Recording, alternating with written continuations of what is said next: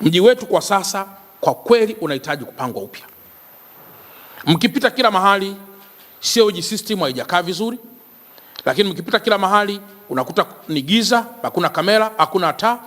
Lakini pia mkipita mahali mnakuta wakati wa mvua wananchi wasio na akili timamu wanafungulia vinyesi kutoka kwenye majengo yao, vinakwenda kuunganishwa kwenye storm water system, kwa maana ya mifumo ya maji ya mvua. Sasa huu ni ujinga mkubwa sana ambao haupaswi kufumbiwa macho, na wanafanya sana tabia hii Upanga, Kariakoo na baadhi ya maeneo, kufungulia haya maji machafu ya vinyesi kutoka kwenye majengo yao ili aweze kutiririka kwenye storm water system au kutiririka kwenye mifumo mingine. Kwa hiyo ukipita wakati wa mvua ni harufu kubwa sana. Sasa mji wetu huu unatakiwa pia kupangwa upya, na ndio maana leo mnakuta kila tukiamka baa inaota hapa, kanisa linaota hapa, sijui nini kinaota hapa, stendi inaota hapa.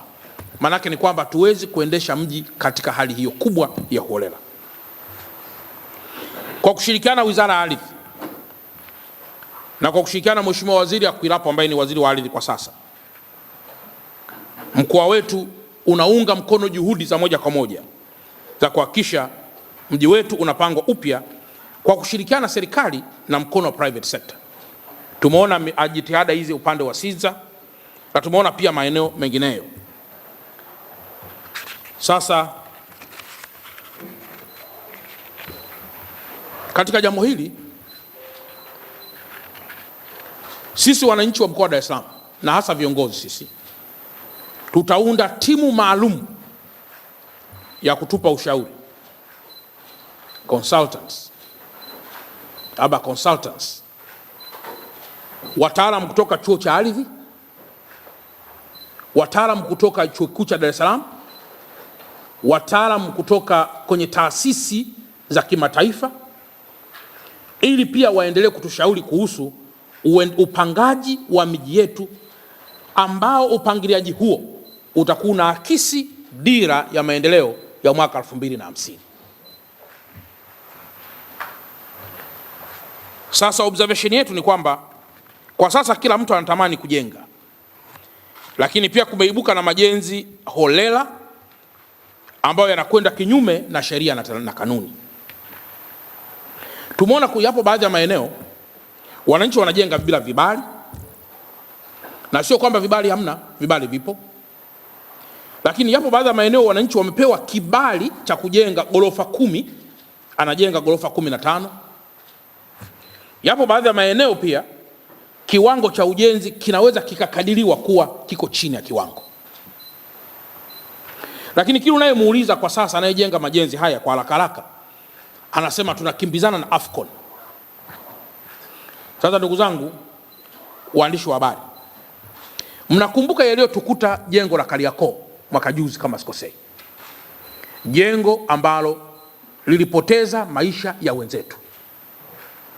Sasa ikija kutokea jengo ambalo limejengwa chini ya kiwango, ikawa ni hoteli, ni lodge au ni kitu kinginecho, ikatokea wageni waliokuja kuangalia burudani ya mpira mwaka 2027 wamelala kwenye lodge ama hoteli hiyo ama Airbnb hiyo, halafu ikaporomoka na ikaonekana sasa imedhuru ama kuua wageni, sijui sura ya Watanzania chini ya Mheshimiwa Rais tutaiweka wapi? Kwa hiyo pamoja na uwepo wa Afcon, lakini hauondoi sheria ya kujenga chini ya utaratibu na chini ya viwango. Kwa mantiki hiyo, operation maalum inaendelea kusimamisha, kutoa onyo na kuchukua hatua kali dhidi ya wale wote ambao wamekiuka vibali vya majenzi. Lakini toe wito pia kwa watu wa ERB, kwa watu wa CRB na watu wa AQRB. Hapa tunazungumzia bodi ya quantity surveyors, tunazungumzia bodi ya engineers na tunazungumzia bodi ya contractors. hawa wote wanao wajibu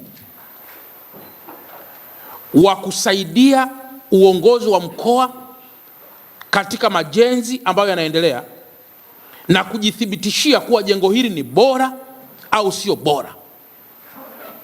CRB ni Contractors Registration Board, wanawasimamia makandarasi wote nchini. ERB ni Engineers Registration Board, wanawasimamia mainjinia wote nchini, wakati AQRB ni bodi maalum inayowasimamia wakadiriaji majenzi wote nchi nzima, na ambao wote hawa watakapofanya kwa pamoja na kusaidiana, hakuna sababu ya mkuu wa mkoa kupita huko na kuanza kupiga kelele kama taasisi hizi zote za kiserikali zipo kwa mujibu wa sheria.